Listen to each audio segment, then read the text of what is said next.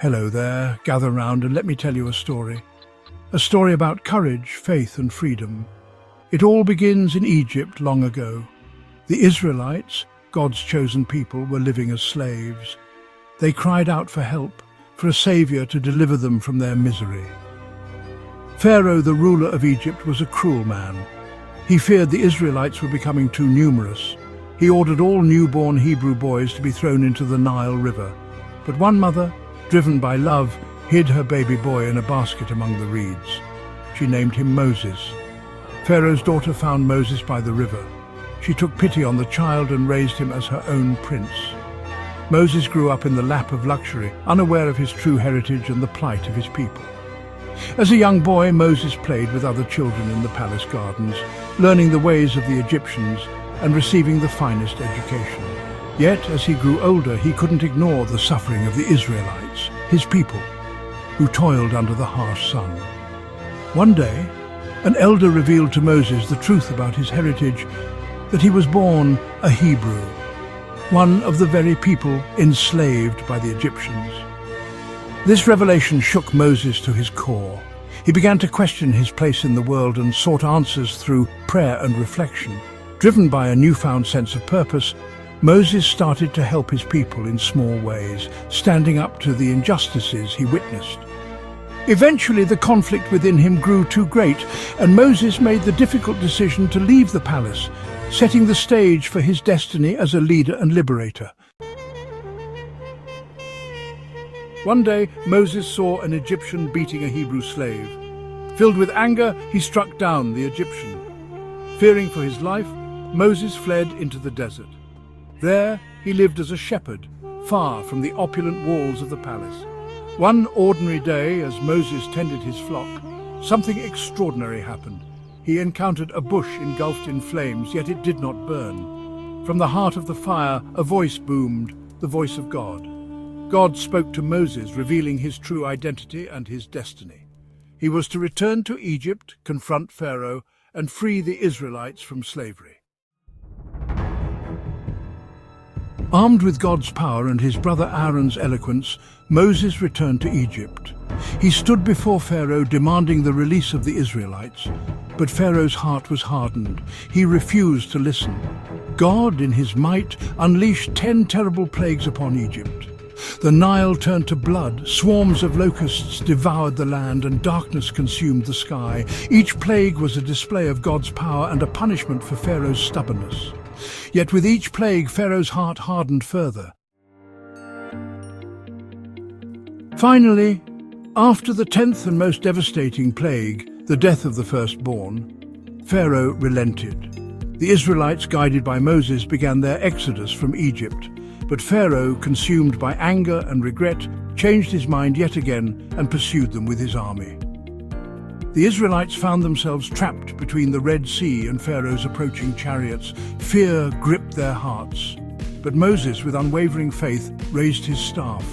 The waters of the Red Sea parted, creating a dry path for the Israelites to cross.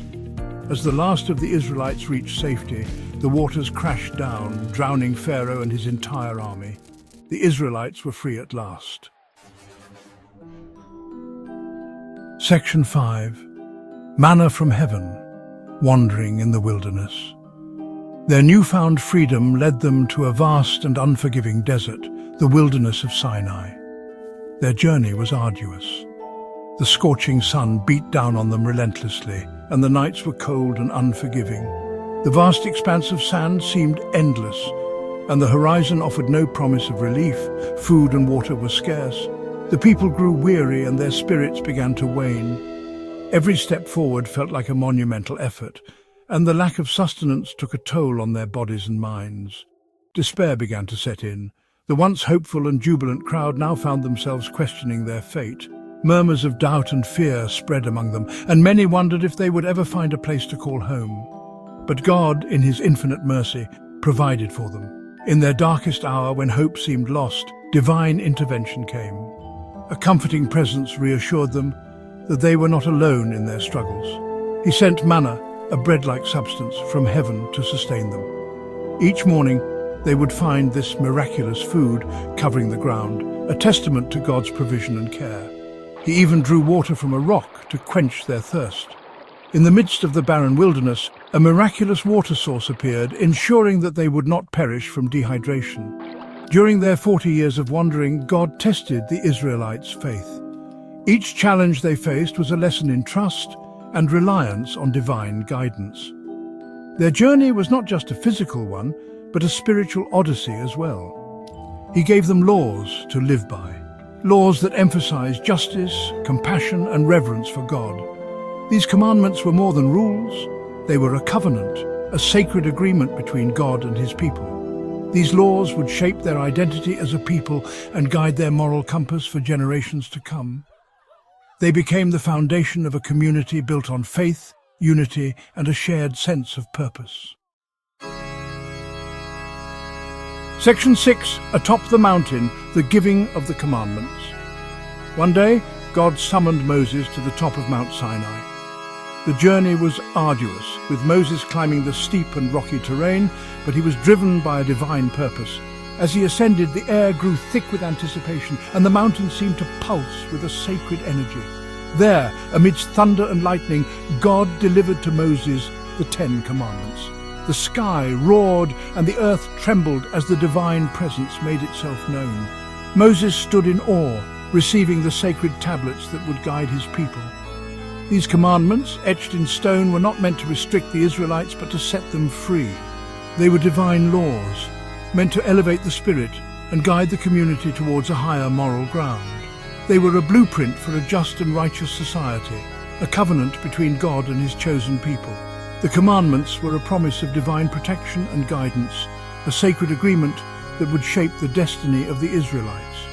The 10 Commandments covered the most fundamental aspects of human life: to worship only God, to honor one's parents, to uphold the sanctity of life, and to respect the property and truth of others.